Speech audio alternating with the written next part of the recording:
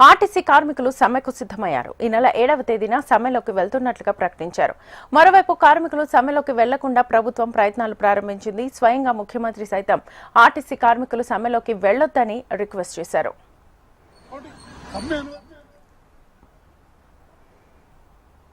తమ డిమాండ్ల సాధనకు ఆర్టీసీ కార్మికులు రోడ్డెక్కనున్నారు. ఈ నెల 3వ తేదీన బస్సు భవన్ ముట్టడి కార్యక్రమానికి పిలుపునిచ్చారు.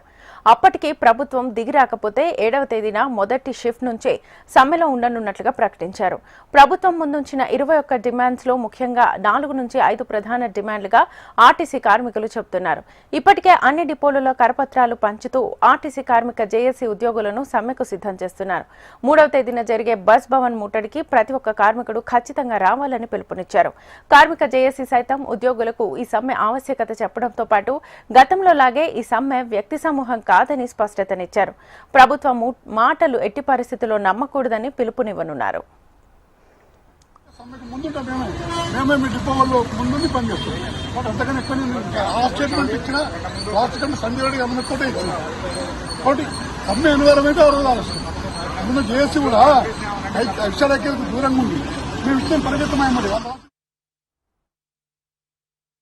ఆ రెండు ప్రధాన అంశాలు గౌరవ ముఖ్యమంత్రి గారి నోటీసులో ఉన్నాయి. వాటిని కూర్చొని మాట్లాడుకునేటువంటి అవకాశం ఉంది. ఇప్పటికే కొంత ట్రేడ్ యూనియన్ నాయకులందరూ కూడా విజ్ఞప్తి చేస్తా ఉన్నాం. ఇది సమ్మెకు పోయే కాలం కాదు. ఇప్పుడున్నటువంటి పరిస్థితుల్లో ఆర్టీసీ హితవు దృష్ట్యా, ఆర్టీసీ శ్రేయస్సు దృష్ట్యా ప్రభుత్వం సానుకూలంగా ఉంది, మొండిగా లేదు. ఆర్టీసీ ఇప్పుడిప్పుడే కుదుట పడుతూ ఉంది. 10 సంవత్సరాల యొక్క జర్క్ దాన్ని ఓవర్కమ్ రావడానికి మీకు ఒక విషయం చెప్తాను. 1562 కోట్ల పిఎఫ్ బకాయిలు ఉండే, ఇలా దాన్ని 600 కోట్లకు తగ్గించినాం. రిటైర్ అయిన రోజే ఇవ్వాలనే నిర్ణయంకు కార్యాచరణ జరుగుతోంది.